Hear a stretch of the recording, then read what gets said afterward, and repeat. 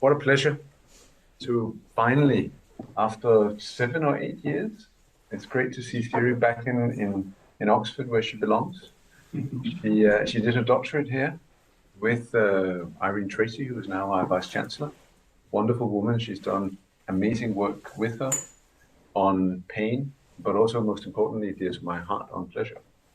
So I would strongly encourage you to read the now classic review by Leknes and Tracy on pain and pleasure in Nature Review Neuroscience. At some point, it became clear to Siri that really the key thing about pleasure was opioids. And so, she, like a dog after a bone, she's been looking at this research. And classically for Siri, she has looked at the literature from past ages. And as you see today, she's been very inspired by work that is probably about 100 years old. As we were talking about yesterday, the other age of flappers. What is it about opioids that makes them so exciting? Part of the answer, of course, is that they engage the opioid system in our brain, and the opioid system is really important when it comes to pleasure. The big question, of course, that she'll address today is also, are they just important for pleasure, for the alleviation of pain, but could they also be important for flourishing in all its many forms? So please, Siri, it gives me great pleasure to introduce you and to hear you talk about this important thing. Thank you. All right. Thanks, Morten. It's fun to be here in your beautiful room and on your lovely Zoom, I'm sure. So,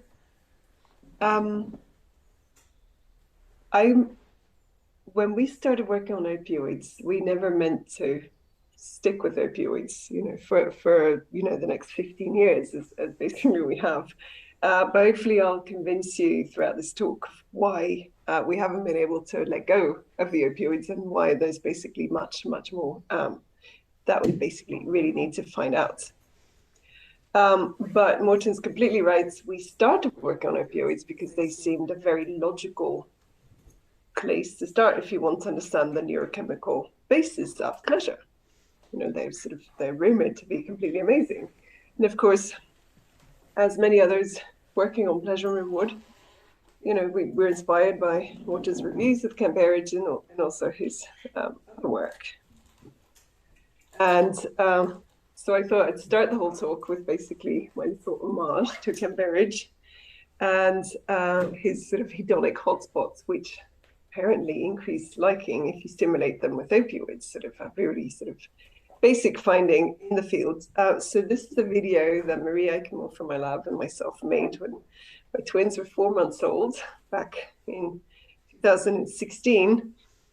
Because Kent on his website, he shares a video of these infants showing these sort of liking responses to sweet tastes, but they were, they weren't like great quality videos. And I thought, well, he doesn't have two babies at the same time.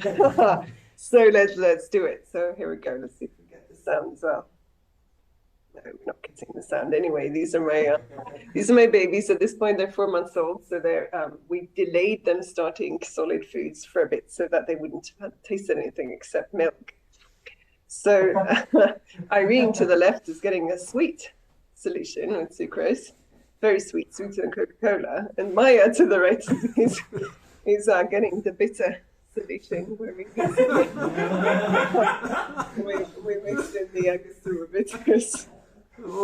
I sent this one to Ken, so he knows. It's a little homage. I made sure to stop the video at this point where Maya looks reasonably happy because it does seem a bit unfair. And I would also like, just for the sort of, just for clarity, to say that this is the first and last experiment that I have run on my children. But yeah, of course, the idea was basically that, in response to sweet taste, human infants like rodents and many other animals show these very stereotypical licking responses that you can boost if you microstimulate certain parts of the rodent brain with opioids or endocannabinoids or other certain other substances. So this licking is sort of slowed down, but it's supposed to resemble what Irene how she was sort of licking and getting most of the sucrose solution into her mouth. And this is then using these techniques, Cambridge has basically mapped out the rodent brain and found, I think at this point, at least 4 different hedonic hotspots, where if you microstimulate inside this little 1 cubic millimeter spot, the animals show more of these liking responses. These are typically then flanked with cold spots, where if you microstimulate with the same substances, you see less. So this is a sort of one of the points that isn't that's so nuanced that it sort of doesn't necessarily inform practice. But what this tells us is that if the same substance, an opioid, can cause an increase in liking responses or a decrease in liking responses, depending on whether it happens, in neurons that are almost adjacent to each other. But anyway, the other reason that we stayed with opioids is that there are so many myths, and these myths actually it's taken me a little bit by surprise, because I've sort of thought myself very much a basic neuroscientist, and then I realized that actually what we do really intersects quite heavily with public health, specifically through the way that opioids are used to treat pain.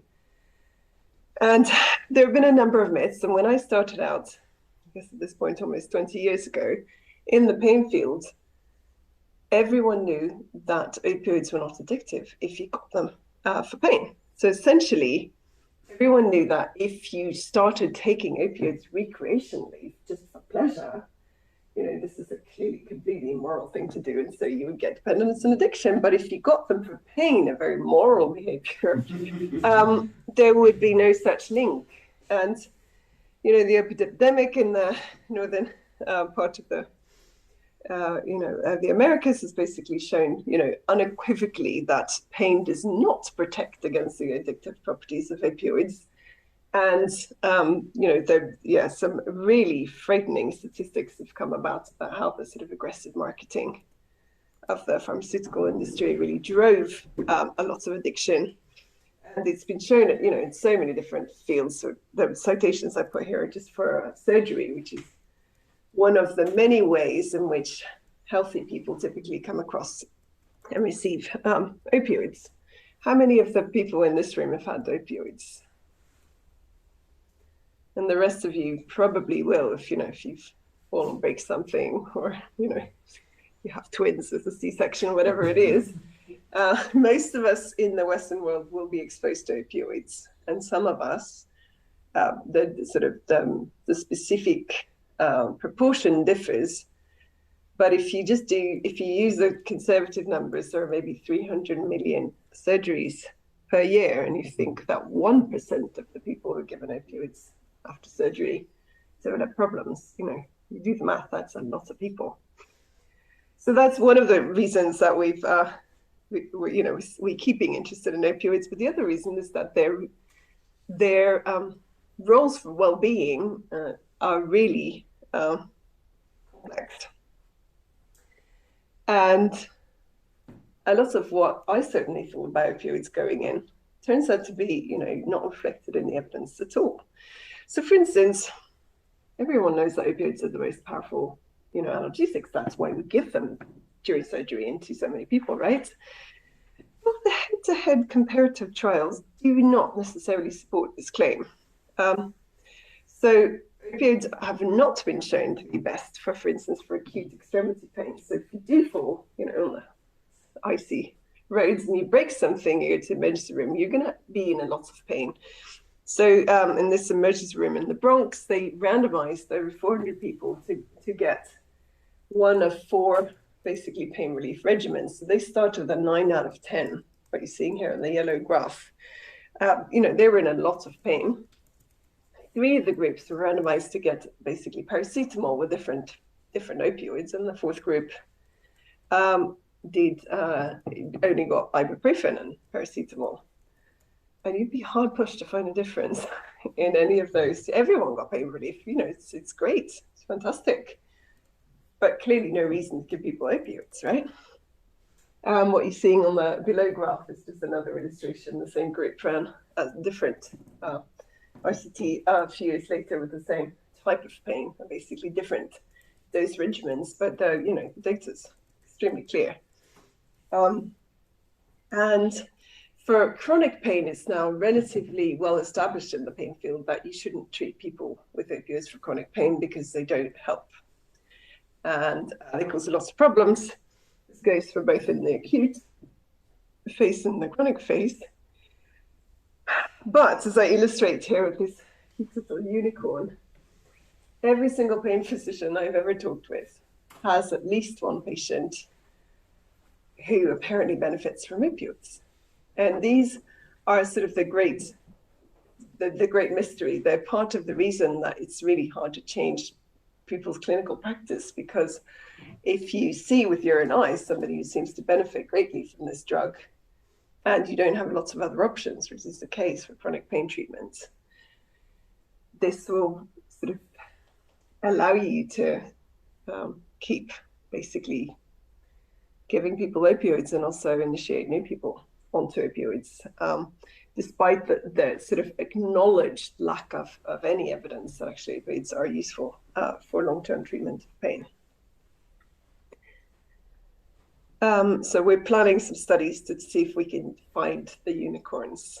And I actually think they probably exist. We'll get to that. The reason I think they exist is that opioid drug effects are extremely variable, which maybe isn't surprising given that they seem to shape so many different experiences.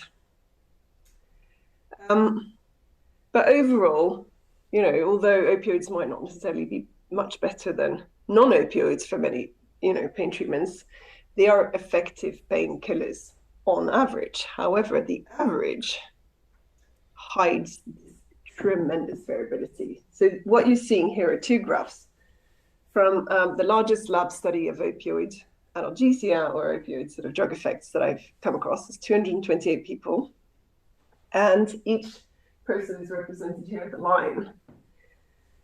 So basically, they got these people into the lab, did a very standardized sort of regimen, including 2 pain tests. So in one, they're measuring their pain tolerance using heat, and in the other one, they're plunging their hand into icy water.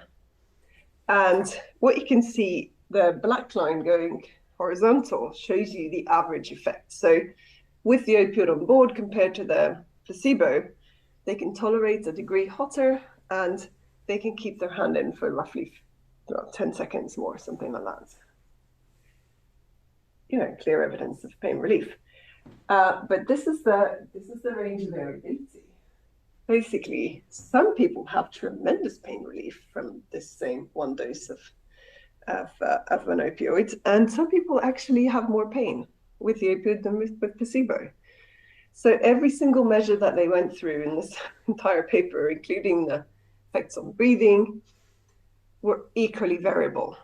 And this is relatively well known in clinical practice, but it's not really considered much of a problem because you just give the person an opioid and then you ask them how they're doing. And if they're not doing well, you just give them more. Because a great benefit of opioids compared to non-opioid analgesics is that there isn't typically a ceiling effect as long as people don't stop breathing. And if you have them in hospital, you can make sure they keep breathing. All right.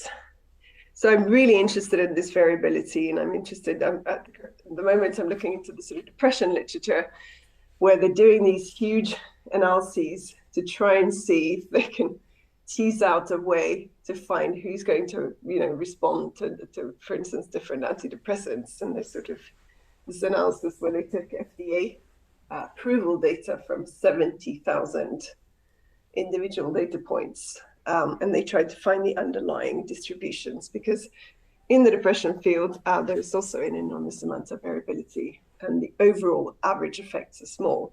But all of the clinicians, as in for pain, are completely convinced that these drugs, really work. So that's where we scientists have a job to do, to try and figure out, well, how much is, a non-specific effect, how much is a treatment, being somebody who receives the treatment, how much is the effect of believing you get the treatment, etc. And also, what are the other sources of individual variability? So another reason that we are so stuck on opioids in clinical practice, I think, is that everyone knows that opioids are the best they are the system that we use to relieve our own pain. You know, that horrible film with the guy who hacked his arm off. Like, he actually, you know, the one who was stuck in the climbing accident. Right. And he describes when he hacks his arm off, it doesn't hurt at all because he's so happy that he's going to get out of there. And we naturally assume that, you know, that's endogenous opioids. You know, that's how powerful endogenous opioid pain relief is. Indeed, it might be. I'm going to skip through this. But actually, when you start reading the literature, lots of studies, including some of our own, you can subject people to pain after giving them a drug that completely blocks the receptors that your endogenous opioids would act on, and they don't feel any more pain. So when we dug into this, we meta-analyzed the literature. This is the sort of visualization of the spread in effect sizes. So you can see there's a really beautiful sort of spread right around 0, and the mean effect is basically 0.2. So where is the super powerful endogenous opioid system? Well, I mean, it's kind of here, right? These people are getting a lot more pain in these studies. So what we're hoping to be able to do, we're not there yet, is basically to try and break down this literature and trying to find out, well, clearly it's, you know, if I brought all of you in for a pain experiment and I blocked all of your endogenous opioids, you might not feel any more pain, suggesting that in this context, you haven't activated your endogenous opioids. They're not doing anything to downregulate your pain. So what would I have to do? You know, I'm not going to stick you all in a mountain and leave you to hack your way out by breaking bones in your body, but that might do the trick. And I guess that those are the questions. So we're currently subdividing the studies in this literature to see if we can find the patterns. So one of the patterns that we had anticipated we would find was that the pain needs to be long lasting before you really engage your endogenous opioids. And that turns out not to be confirmed. So far, basically, if anything, we're seeing go much longer. If we just divide the pain stimuli into shorter than 1 minute or longer than 1 minute, we actually see a much larger effect for the shorter stimuli. So we don't really know what the source of this variability is, and we also don't really know what the source of the variability in the sort of opioid drug analgesic pain relief is. And I hope that I've also shocked you a little bit that opioids aren't these, you know, nearly as good as they're sort of thought to be. And that will basically be most of my conclusion for most of the topics. So next, now I'm going to move over to mood or sort of affective state. We're going to talk about anhedonia or hedonic sort of capacity, response to reward, and then finally we're going to talk about opioids as a means of stress relief. Sort of the outlook of the talk. In this image that I found on Google, the woman is holding an opium pipe. Yeah. And dreaming apparently of being groped by angels. I can't make myself replace this image because it's so bizarre. Anyway, I think it evokes sort of certainly what I thought that opioids would do to mood before we started doing these studies. But in our studies and in our lab, we've run a number of studies now where we bring in healthy volunteers and we give them morphine, or we give them these antagonists that block the system, or in the most recent study, we actually give them intravenous oxycodone, which is the drug thought to be primarily responsible for the latest opioid epidemic. And we're not shifting people's mood. We ask them lots of questions about how they're feeling right now, and their mood is not changed, not when we block the endogenous system and not when we boost it, even though they do get quite high from the oxycodone. And for antagonists, for blocking the system, this is really well known. Like, this is probably the thing that I would say that has the most solid evidence behind it. So out of everything, I could knock out all of your endogenous opioid systems and you would feel absolutely fine. You might feel a little bit tired, perhaps, but there will be no other sort of immediate measurable effect. And in fact, when people have run this in healthy people with obesity, for instance, because they used to think that a good antagonist would be a great way to get people to lose weight, you can do that for like 8 weeks and they still feel fine. There are no mood effects. So it seems that although the endorphins are supposed to, sort of be the thing that's released when we eat chocolate or, do pleasurable things, well, it seems that might be the case. We don't really have that evidence, but we do have the evidence that even in their absence, you can still have a perfectly pleasant mood, even when you're in endogenous opioids aren't, they're not needed. And then when it comes to the opiate analgesic effects, from heroin, for instance, so, we ran these studies with morphine and oxycodone, and I was like, oh, what I really want to do is I want to give people heroin because that's supposed to be the best drug. And I didn't want to do the IRB work. And it turns out I didn't need to. Because then I came across this paper from Henry Beecher and Louis Lasagna in 1955, where when heroin was still legal. And guess what? Participants got intramuscular heroin and they did not like it. So one participant, for instance, says he felt irritable, shaky, unsteady, nauseated, and angry at the doctor for making him sick. I mean, if they told us this in high school, that's certainly not what they told us. They told us you should never try heroin because it's so amazing. You will never want to stop. What? Right? So they basically, in the Lasagna and Beecher study, they basically summarize the mood effects of 5 different drugs: a placebo, then a benzodiazepine, amphetamine, morphine, and heroin. Morphine and heroin are dysphoric on average. Amphetamine seems to be the way to go. And I actually have it on good authority from people who've done a lot more, sort of branched down to other drug studies, that amphetamines are consistently rated as quite pleasant by healthy volunteers in these lab studies, whereas opioids are really variable.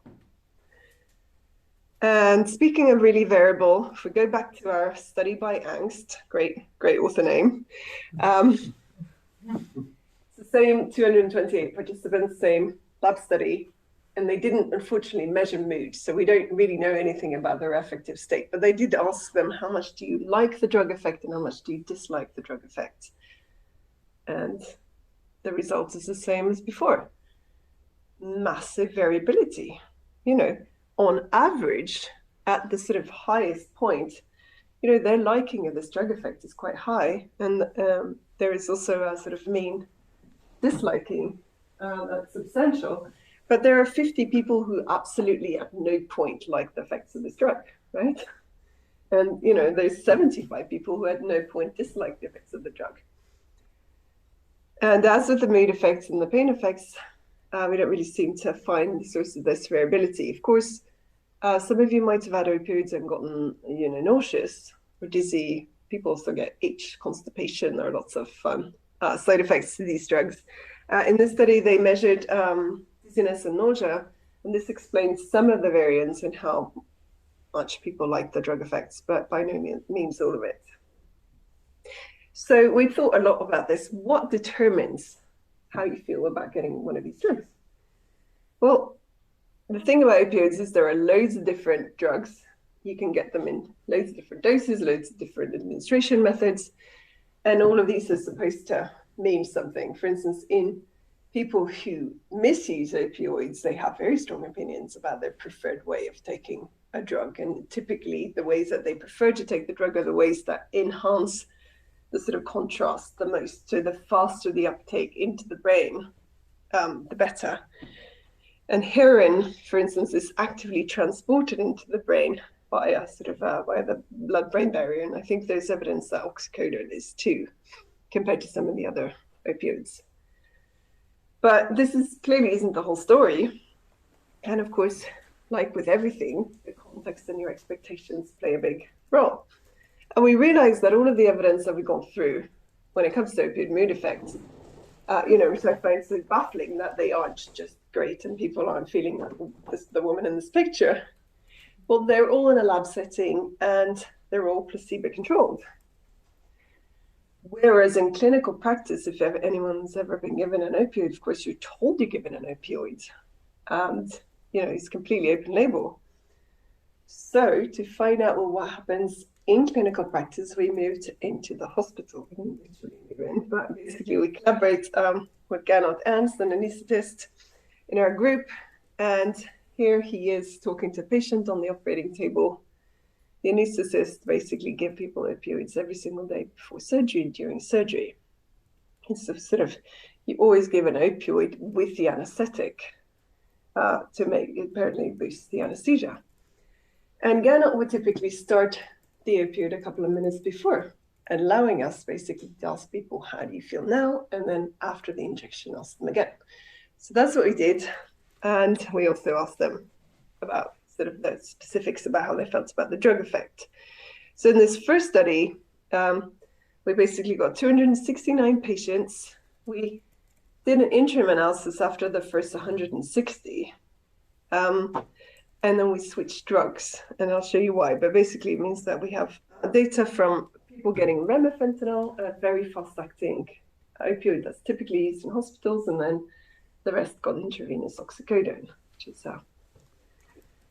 another opioid, and there are many more to choose from. And the reason we swapped is this one. When we asked people on the operating table 1 minute before the injection and 1 minute after the injection, how good they felt less good. And feeling good is, you know, the sort of the core way that you measure well-being. How good do you feel? If you don't feel good, that's sort of, you know, it's not a pure measure of mood, but it's certainly a measure of well-being. And it decreased. It's not a large decrease, but it's a significant and relatively consistent. So when we switched to oxycodone, the next 110 patients, they only felt non-significantly less good. But again, no improvement. Like, where are the mythical opioid effects? Why aren't they feeling great? At least with oxycodone, we weren't making people feel actively worse. So we're sort of happy about that. But we also wanted to, you know, get into this question, well, who gets a mood effect? Well, maybe, you know, maybe that you need to have pain, because whenever I give these talks, somebody in the audience will have inevitably raise their hand. It's usually a guy. And they will say, I had opioids and you know, and they were great. And invariably, when people say this in public, they didn't have opioids recreationally. They had opioids for pain. And you know what is really great? It's pain relief. Pain relief is amazing. It's super rewarding. You know, it's negative reinforcement, but it is great. If you're in a lot of pain, something takes it away. It doesn't matter what it is. You know, that thing will be high on your list of things to repeat if you're ever in pain again. So we basically divide our participants into people who had some pain or no pain. In the case right before surgery, you've already been treated with you know, a gram of paracetamol and various other drugs, so you don't have that much pain. But we did have a subset of people with relatively high pain, and it made absolutely no difference. So we ran an ordinal regression here. So basically the chances that you would feel worse, the same, or better, you know, 1 minute before and after the opioid injection was not really influenced by pain, possibly because we didn't have a large enough variability. What it was influenced by, however, was how much people reported having had opioids in the past.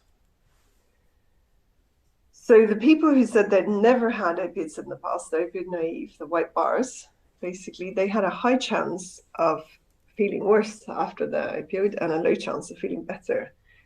And then with the people who'd had opioids, but not for a sort of a prolonged period of time, somewhere in the middle, and then the 15 people in our sample who'd had opioids for over 2 weeks, they basically had a high chance of feeling better.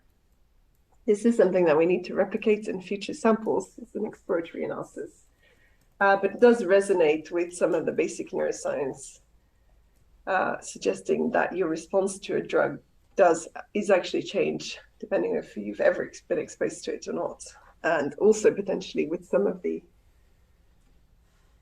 sort of starts tying into the explanations of why you might end up with persistent use after something like surgery, because you get these repeated exposures. So that's an angle that we're pursuing in our sort of future research. We also called all of these people the day or 2 days after surgery, because they were all sent home with some opioids. We wanted to know, are they, who's going to take their opioids? They specifically told that these opioids are rescue medications.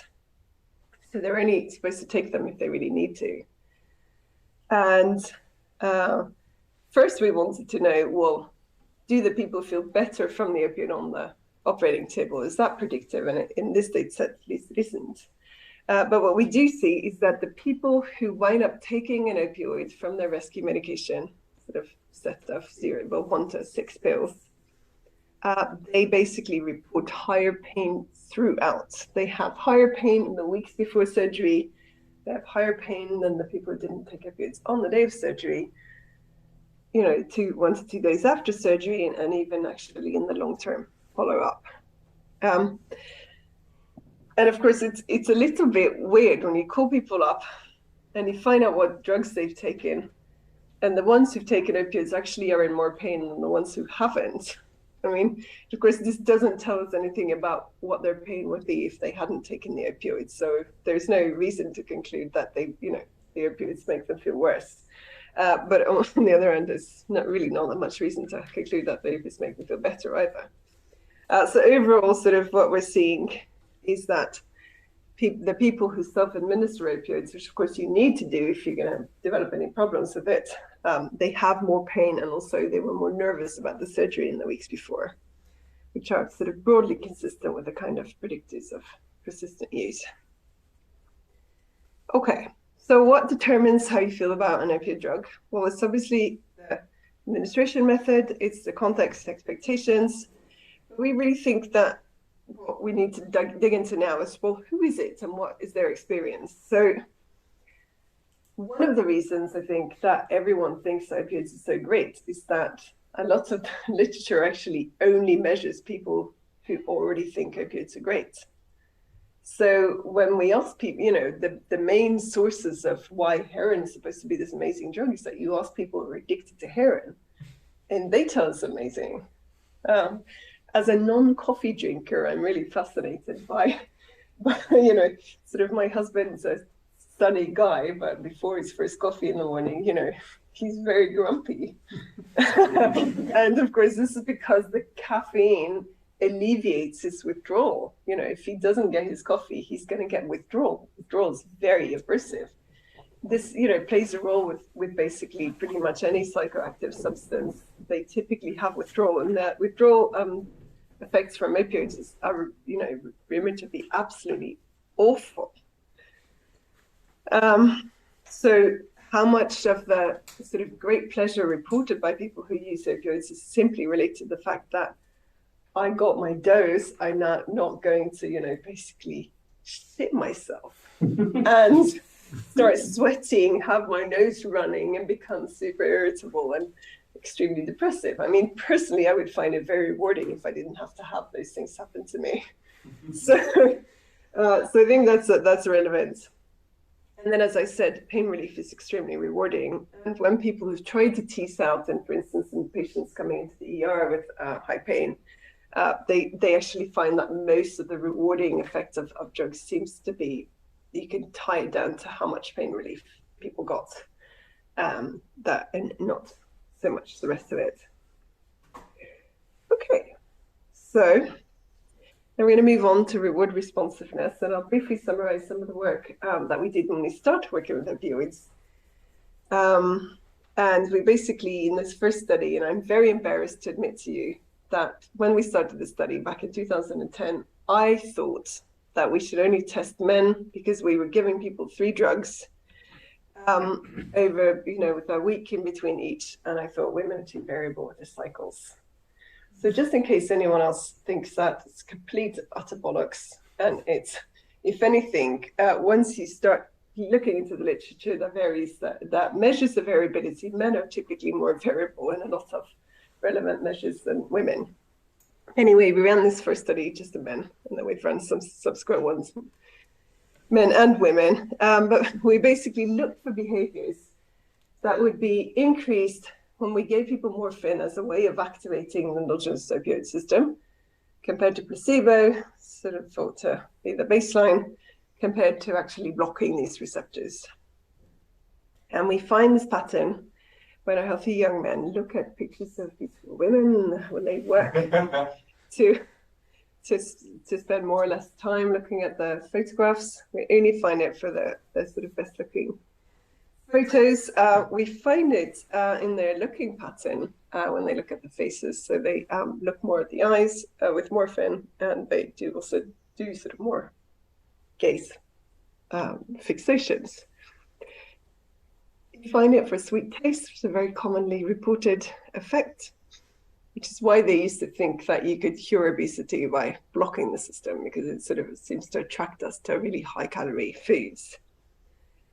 We don't, however, find anything when we do sort of more social, in some of the studies, at least more social rewards. So when we brush people's arms, it's a really odd setting where you sort of brush people's arm and the person is sitting on the other side of the screen, and it's all a bit weird. So we don't know exactly what, but several other labs have also basically not really found very much opioid sort of shifting or responses specifically to touch.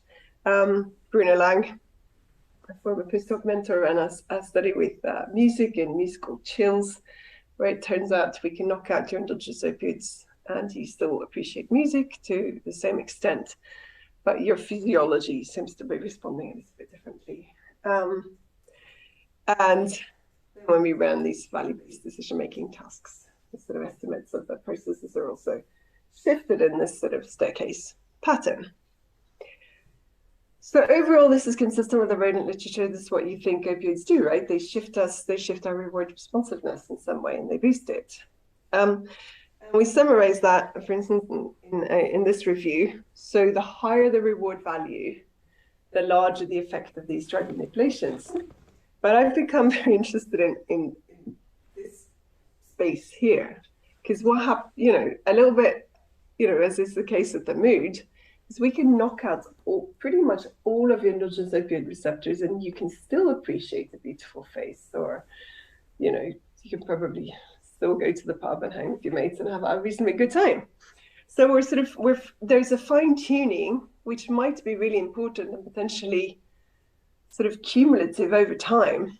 But, it's nothing like the super dramatic effects that are reported in animal studies. For instance, if you genetically engineer a mouse that doesn't have any opioid receptors, it doesn't form any preferences. So including doesn't prefer its own mother, the source of its food and comfort and warmth. And if you look at, for instance, grown-up prairie voles, these wonderful socially monogamous rodents, they also need endogenous opioids to be able to maintain these bonds and to form them. So it seems that in the sort of these animal contexts, there are some really sort of big, profound effects that we're not necessarily seeing anything like that in humans. And one example, there's a series of studies from sort of, I guess, originating in the sort of Eisenberger lab, but from Tristan Inagaki and others. There's some studies from Oxford as well, from Robin Dunbar's group, asking people how socially connected they feel, which initially is a bit of an odd question, how connected do you feel to others, but it's sort of answerable if you think about it. If you can be persuaded that it's a movable entity, then you should be able to rate it. And what they see in typically in these studies is a small decrease. So if you block endogenous opioids, you feel a little bit less connected to others, but you still feel connected to them. So we meta-analyzed this literature too, with Guru Lasset and Martin Trestein. And overall, the effect size is basically identical to the effect on pain. So you just feel a little bit less connected. And what we're sort of wondering about is there any reason to think that human connection, you know, would you expect a large effect for anything related to human connections? Because, I mean, the way that our relationships typically evolve, with the exception of maybe of like sort of breakups, they typically are quite gradual.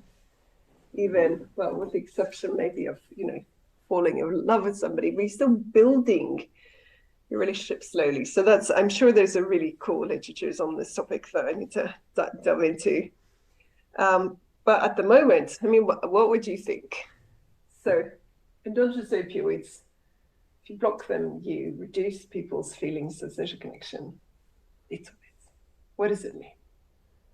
Does it mean that it's a huge, you know, it's a huge deal because this could accumulate over time, have massive effects on people's, you know, well-being, sense of what is it, flourishing, you know, or is it just a small effect like any other small effect in psychology? Yeah, so we're grappling with that one. Certainly, we haven't seen any evidence that if you block endogenous opioids for longer periods of time, that this really shifts people's mood, and certainly anecdotally from the patients. So going on naltrexone, one of the antagonists, you can go on that as a treatment for addiction, for alcohol use disorder, or typically for opioid use disorder. And many of these people will spontaneously report that their relationships are better. And so, of course, that tells us that you can have good relationships without a functioning opioid system. But it's not necessarily the same test, because some people with addiction problems, they engage in a lot of other issues that could be detrimental to their relationships. So yeah, we're you know, there's still more work to be done. I thought I would say a little bit about anhedonia, which is a topic that we've been interested in, which again is super, you know, tied to opioids. For instance, in the rodent literature, I love this little drawing of the little rats in the pet scanner. Isn't it fantastic? So, you know, to really try to get a handle on the translational effects. So chronic pain is one of the many sort of conditions that's thought to change the expression of opioid receptors, and specifically you're supposed to get fewer. And but we don't exactly know, because we can only measure in humans with pets. So they ran a rodent study where they injured the poor rats. So they got chronic neuropathic pain, and they scanned them over time with this little cute rat PET scanner, and then they basically showed that and then, you know, they killed them and they quantified the opioid receptors, and they showed that, you know, the PET, at least for this condition in the rats, they really are getting fewer receptors with the chronic pain. And they also tie it to anhedonia. But of course, this being rodent studies, the way that they measure anhedonia is by asking the rat if it wants, I'm not asking it, of course, giving the rat the choice between drinking water and drinking sucrose water. So they drink more water and less sucrose water when they are in pain. And this is the link to anhedonia.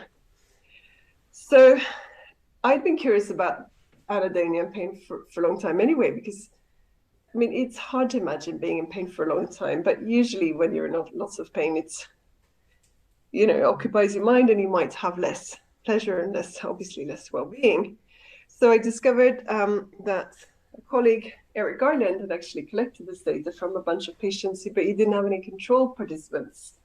So to find out whether there is anhedonia in chronic pain, we meta-analyzed the literature to find out, well, what is the normal hedonic capacity? So we just focus on one questionnaire, the Snape-Hamilton Pleasure Scale, which measures examples of every kind of pleasure except for sexual pleasure, because it is British.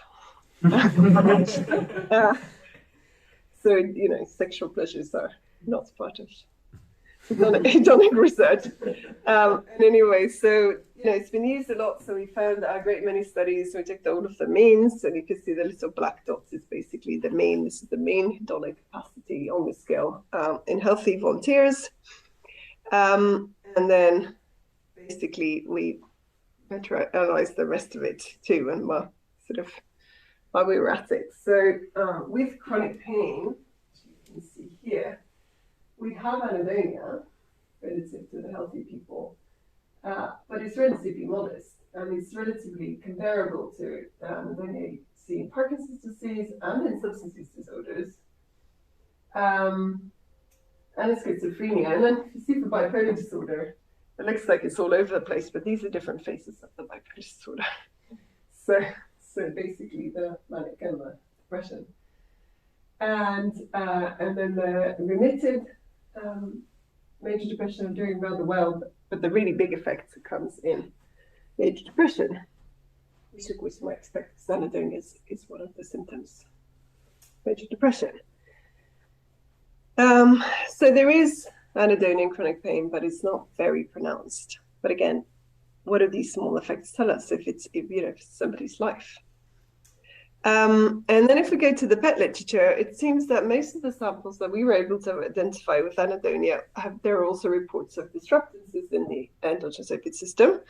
So chronic pain, substance use disorder, schizophrenia, Parkinson's, although the PET evidence only from dyskinesia. And then we get the major depression, which seems to be the sort of crux of it, if opioids are really important for hedonic capacity. And there is a report from the Finnish group saying that subclinical anxiety and depression seem to correlate with your receptor availability, but we don't have the sort of same type of evidence for major depression. So mu-opioid system might be involved in anhedonia, but it's clearly not the whole story. Okay, I'm going to skip over these guys. They are fun. Get to the final part, but is this maybe I mean, I do want to talk about the stress stuff. I feel like I've been talking for ages. You should continue. Yeah. Please, it's exciting. Do we have any questions? Like, do you want to pick up a little bit? No, do you do any flourishing? You should have like little dances to keep people awake during the talk. I think we all should just stand up and do a dance. Yeah. Okay, so final part of the talk, what about stress? Stress is, of course, one of the major predictors of substance use disorder and in general, although, of course, you can flourish with stress if it's manageable stress, but, stress is well known as a culprit for your life not going super well. So we start looking into what do opioids do for stress by basically looking into what do our patients report on the operating table, what does the opioid do to their anxiety level? And the answer is not very much.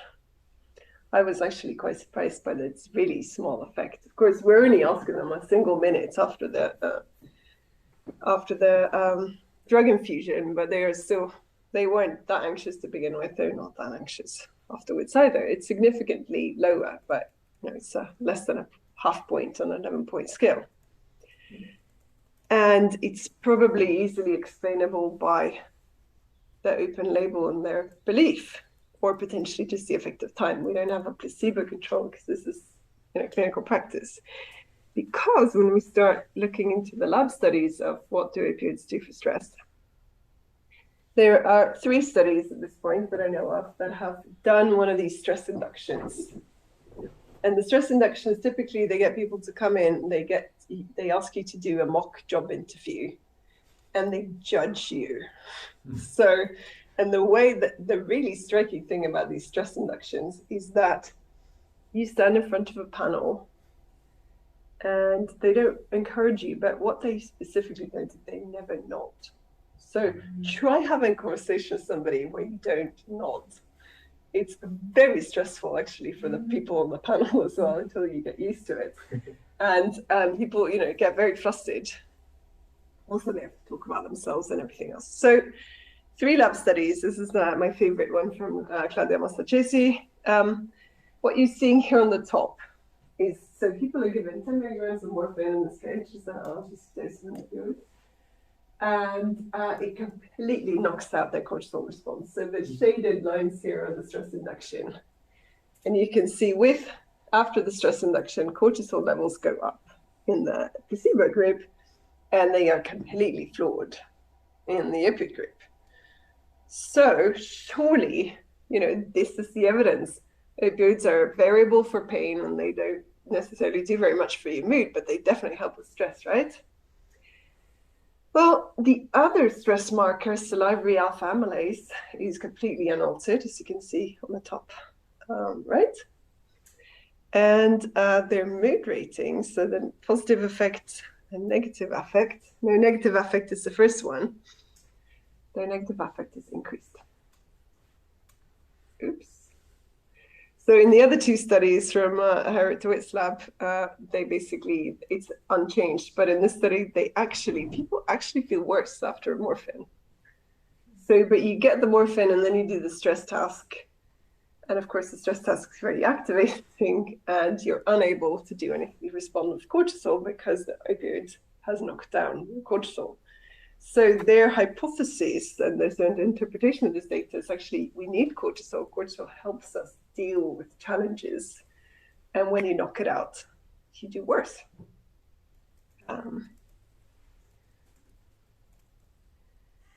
So we did a version of that. This is the last study I'll be talking to you about. And remember, I showed you this graph before on the sort of big myth that opioids given for pain don't cause addiction. Well, we know now that they do. And we also know that they're sort of having pain, trauma, depression, all of the things that seem to predispose you to opioid use disorder typically are associated with a lot of stress. So we basically thought if we induce stress in people before they get an opioid, maybe we'll be able to sort of pick out the benefits of the opioid by basically, being able to tease out. So you're feeling awful and you get an opioid. That is, typically the way that people self-administer opioids when they use them.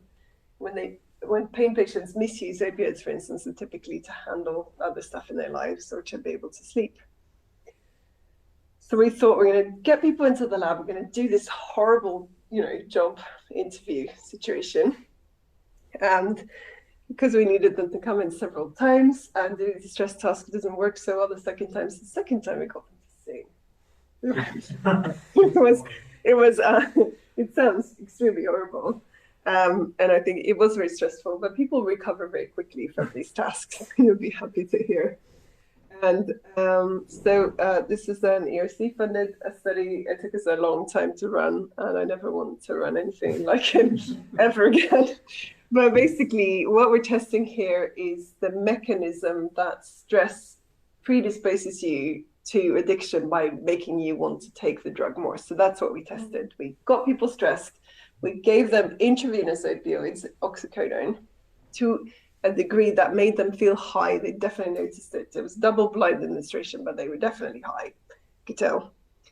Then we showed them a reminder, which was a video of themselves. No, actually not. The first reminder was a video of one of our research assistants saying, this is how we judge you. So we're going to look at how much your voice wavers, how you recuperate after you make a mistake. And it just goes through this stuff of like social judgment. And so we also look to see if you've had the stress, you've had your opioids. Now the opioid should protect you against the next stressor, right? And this should make you want to do drugs more. So then we gave them a task where they could basically work to get a dose that was up to a little bit higher than the first dose that they had. So basically, we in the end included 63 people in 4 3-hour sessions, a large team of people to do the stress induction and do the IV lines, etc. It's fully factorial, so stress, no stress, and drug or placebo. And this is the timeline, more or less. These are just the ratings of subjective stress. So we do a number of baseline measurements. Then the color band is the stress task. And then we give them the drug. We look at how they feel after the drug. Then we show them the reminder, the judgment video. And then we have them do the self-administration task. So, and then we actually give them the dose too. So we had, if you ever want to do a really tricky drug study, we do know how to get tricky stuff through the ethics these days. This is 4 intravenous, distributions of oxycodone throughout the study.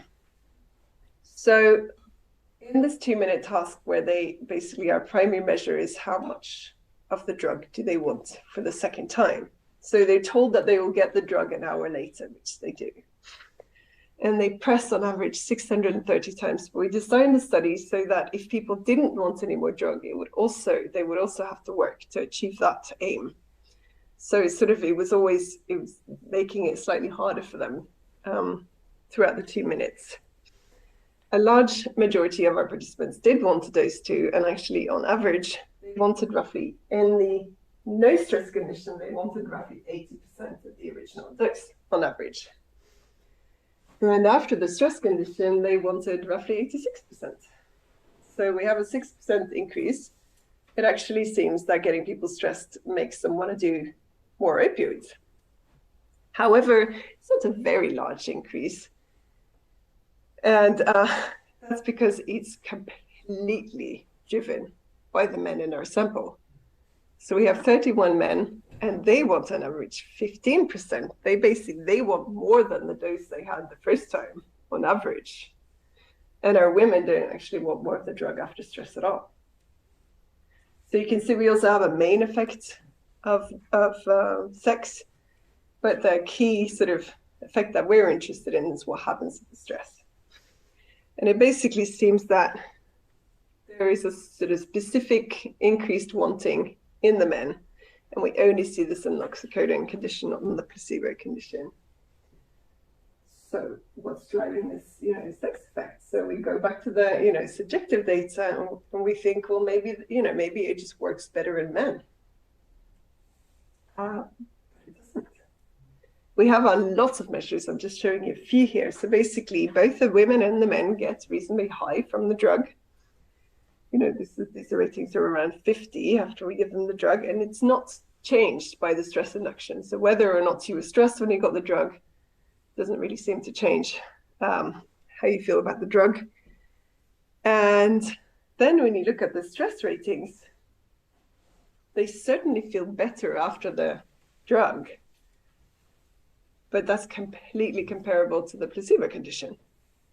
So what you're seeing here, both the men and the women, is that they fully recover basically after the stress induction. When we give them, whether we give them placebo or oxycodone, they're totally fine. We've turned off the Zoom, and where they're no longer being judged. And if anything, we're also not really seeing any evidence of stress relief after the stress reminder task. So we have this case where basically we get men stressed and it makes them want to do more drugs, but it's not because it helps with anything. So there's a sort of disconnect between what they want to do and how they feel. So our main take homes in general is that opioids are vastly overrated as modulators basically of actually pain and mood and stress. And this goes for both acute and chronic drug effects, and the endogenous effects of the sort of endogenous opioid system are also honest.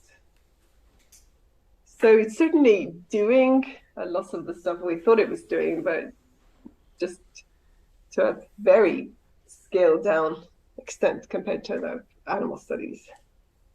Opioids can, of course, nevertheless be addictive, and there's a huge problem in society today. And the known vulnerabilities do converge on stress, and so we're actually wondering, we're going back to this is the hedonic hotspots from the very first slide, and I didn't mention it before, but basically around the hotspots, so there's a liking, there's a cold spot and a hot spot, there's a disliking spot, and then all of the surrounding areas have neurons that respond to opioids with specific motivation that is not sort of dependent on liking in any way. So we're wondering if essentially what we're seeing is an evidence of the opioids triggering the wanting system, sidestepping the liking system altogether. Okay, final slide. This is why I'm unable to leave the opioid system. Get new opioids, but we have these old problems. So I did not know this until recently, but basically opium poppies were really popular in the Stone Age. They were cultivated in Sumer in the 5,000 years ago, and they're found in all of these archaeological digs. And they were linked both to pain relief and also to people wanting to get high and sort of have a changed, subjective experience. So 1805, they crystallized morphine, and it's initially hailed as a cure of both pain and opium addiction. In the late 19th century, they make heroin for the first time. And guess what? They market it as a non-addictive cough syrup. Apparently, heroin is a great cough syrup. So after 20 or 30 years, have a lot of addiction, the governments once again catch on, and heroin is put under regulation. So we fast forward to 1995 when they approve OxyContin, the non-addictive formulation. So they weren't even claiming that oxycodone was non-addictive, just that the extended release formulation was non-addictive. And the aggressive marketing has been shown to basically be a causal sort of driver of the current problem in North America. And they are now targeting us, guys. They are targeting Europe, they're targeting the rest of the world via a sort of international branch of Purdue Pharma known as Mundy Pharma. And just a few weeks ago, I came across this paper.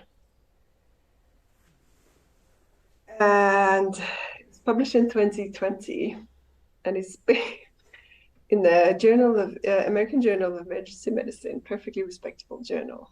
And it's an RCT, and they're basically comparing the analgesic efficacy of morphine with oxycodone. So you'd imagine that, given that morphine's been used for 200 years and oxycodone's been used in, millions and millions of people, you'd imagine that we might know this.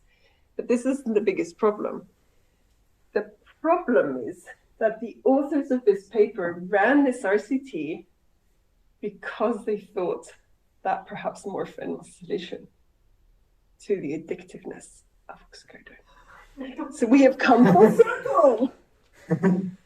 So basically, the hospital, the physicians ran the study, the hospital allowing it, the IRB, the journal editors, everyone has bought on basically and accepted the premise that we should see if we could exchange oxycodone with morphine because morphine is not addictive. So yeah, I'm sticking with opioids. And although they are overrated, they are also extremely important, and I hope I've convinced you of that. So these are the people of our current team. This is the image of some of the people involved in the big stress study. This is from the celebration when it was finally over. And thanks so much for your attention.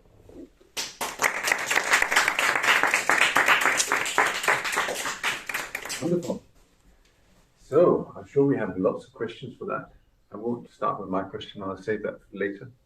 You will check whether there's somebody online who would like to ask. Maybe we should start online then. Who wants to? Yeah. So there's one by Rebecca. I don't know if she wants to unmute herself and talk. I can just read her message as well. Rebecca, do you want to speak, or are you happy for us to read it out? Yeah, I can speak as well. Thanks for the great talk. Yeah, Can you hear me? The question is basically on the interactions between the opioid system and the dopamine system. And my first response is that we were going to look into that, but we are so exhausted by this previous study that we've actually axed it. And I'm extremely happy about that. But yes, it is a very intriguing question. What is the role of the dopamine system relative to the opioid system? And the answer is with most answers, it's complex. There are some fun studies actually linking the dopamine system with social hierarchies in different ways. I think there's also some studies linking the kappa opioids, which I didn't talk about very much today, with social hierarchies. And there is a well-known pathway in which basically all addictive drugs, including opioids, trigger dopamine responses involved in learning and motivation. However, most of that work is done in rodents, and the doses that you would use of an opioid to test effects of the opioid in the rodent would basically kill any of us. So you would typically give a typical dose would be maybe 5 milligrams morphine per kilo. And yeah, we just only with that dose. So, and there are some other interesting effects. So it seems that when you give opioids to a rodent, it triggers a lot of dopamine release and the animal runs around. Whereas if any of you have had opioids, you'll know that they are typically sedative in humans. So we feel sort of disconnected and, relaxed. So I guess the answer is it's complicated. We need more research. And the dopamine system is definitely important. As a sort of driver of learning and motivation, it's important for everything. Thank you. Yeah. Thank you for your talk. It was really interesting. But I just wanted to ask you specifically about this gender difference, because there was no biological component. On the one hand, do you have any personal theories of why this might have happened? But also, did you take any information about, as you mentioned, their prior use of opioids that might affect that, or potentially, I don't know, the type of jobs that these people do, maybe one's more high stress, and that affects how they deal with stress. I don't know if you have any ideas. So we have cortisol data that still hasn't been analyzed, and there are lots of known sex effects on basically the entire endocrine system, which is why we knew that it was something we'd have to look into. We didn't have any hypotheses about it, but we knew we'd have to check. So, for instance, if you give people an opioid antagonist, women will have a big boost in cortisol, because it's sort of uncovering a kind of sort of tonic inhibition of cortisol in women that isn't isn't typically seen in men. So it'll be interesting to see what we find in the cortisol data. Although I do suspect it will just be flat for everyone. And we also hope to look into sex hormones. And we're measuring endocannabinoids, which might have something to do with it. Certainly important perhaps for well-being, certainly for stress, how you handle stress. In terms of how the men and the women compare in their previous, in their use of alcohol and drugs, they're relatively comparable. They drink and do drugs to a slightly higher degree than a typical student, although they are on average, sort of we have a range from 20 to 60. So as you'd imagine, it's not a fully representative sample of the Norwegian population that wanted to come in and have intravenous oxycodone in the lab. So there's always a question of how much should you extrapolate. So I think given the known differences in the distribution of, basically there are many more men compared to women with opioid use disorder. And this is the case even in the States, although many more women have chronic pain, so many more women have been given these opioids in the States. But I think, for instance, in Norway, we don't have so many who sort of started their opioid use disorder from illicit use. And they started with illicit use and not with pain. I think it's something like 70 to 30 in terms of the gender distribution. So there is certainly a number of factors that sort of bear looking into. It's also relatively sort of well documented from the oral oxycodone that women have more negative. We dislike the effects more, and we do see some indication of that. So overall, it's not modulated by stress, but overall, our women dislike the effects slightly more. But yeah, I mean, so we now, once we didn't expect the sex difference, but now we've seen it, where sex differences are everywhere. And we've increased the samples of our ongoing studies so that we can be fully powered to detect them. But it is a nightmare. It just reduces the number of studies you can run. But of course, I mean, if the differences are there, we have to acknowledge them, right? Absolutely, thank you. Another question in the room or online? We have one more online. Well, we take one online and then we go back to the room.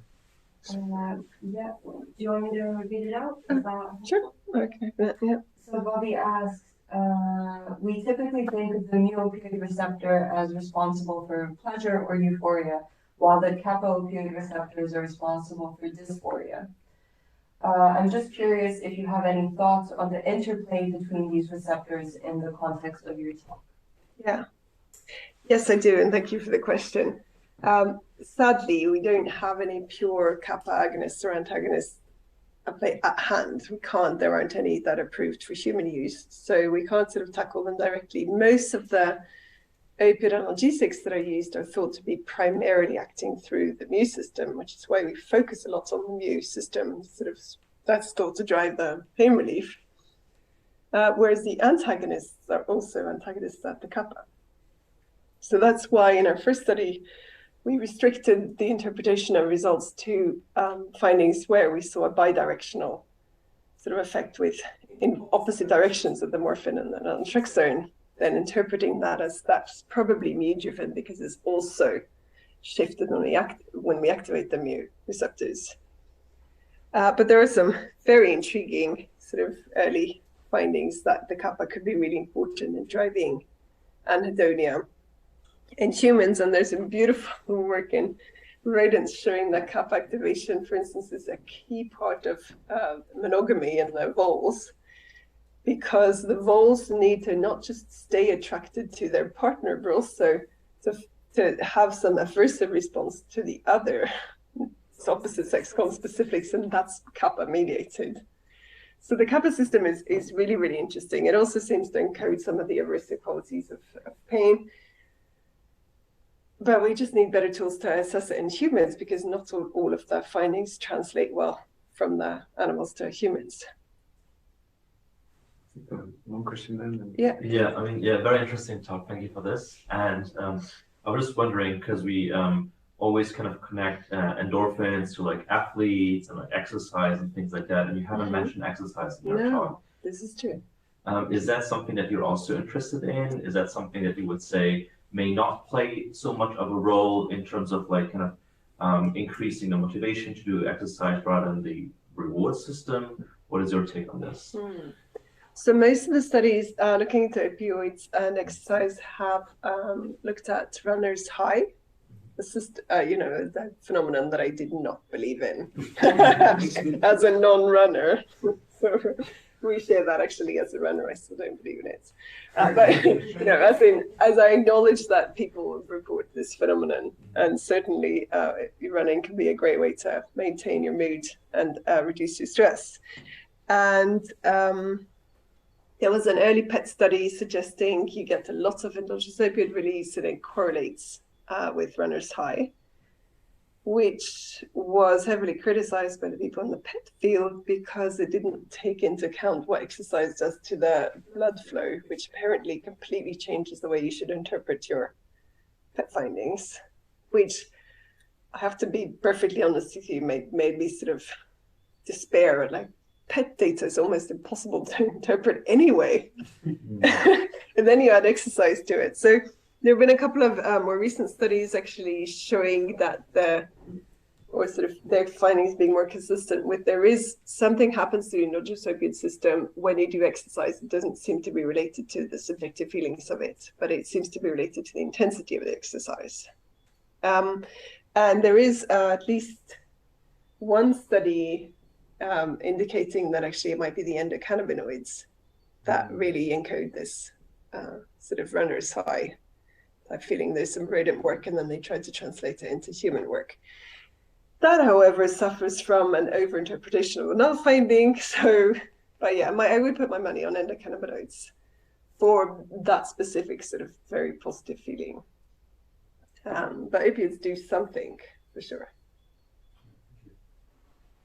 Yeah. I wanted to follow up on the question about kappa opioids because there's ibogaine and salvia, which are sometimes considered psychedelics, but really they're kappa opioid antagonists, from what I understand.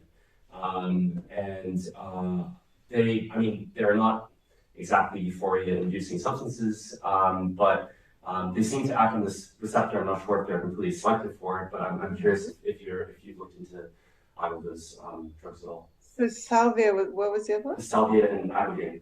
I've never heard of it. No. So yeah, no, I don't know. Worth looking into. Yeah, for sure. Yeah. Yeah. Because ibogaine in particular is being used actually for treating heroin addiction. And there are some clinics that have recently opened up internationally for this purpose. So the best drug we know against sort of heroin addiction or opioid use disorder is buprenorphine, which is a partial agonist at the mu and an antagonist at the kappa. Right. And there are suggestions that the kappa is important, but I don't think there really is any data suggesting it's better than methadone, which is not an antagonist at the kappa. So, but it's hard to do these head-to-head trials. Yeah. Certainly in a blinded way. So that, of course, then leaves my question, and I think it feels perhaps sort of towards the end here. Given that you're speaking at a center of flourishing, and we're talking about the neuromodulation of these states, where's the smart money? What are the neurotransmitters that you think might be involved in the flourishing response? And here I'm talking more generally, not just people having a runner's high, but also general kind of flourishing states. Yeah. So I actually added an extra slide. So this is a sort of slide that speaks to your question as well. So this is a paper from Benedetti using at a time. So one of the reasons we do opioid research in my lab is that we could not get our hands on the CB1 antagonist rimonabant, which was also initially thought to be marketed as a basically anti-obesity drug, and it was pulled from the market due to suicides, I think. But what they did in this study before it was pulled is they basically got people to do painful arm exercises, and half of them were told, this really helps you build muscle. So it's like, yay, this is good pain. And it turns out, basically, when you do that, people tolerate a lot more pain, and you can block that effect. You can reduce that effect if you block endogenous opioids. You can also reduce it if you block endocannabinoids. But then if you put the two together, you could knock it out completely. So, give us more drugs so we can answer these questions. In terms of other sort of drugs that seem to be, I think, lots of us really like Ken Berridge's work, so we like to think, okay, dopamine isn't for pleasure, but it does appear that in humans, dopamine is an excellent way to make people feel good, obviously in the short term, not the long term. And MDMA seems a great drug.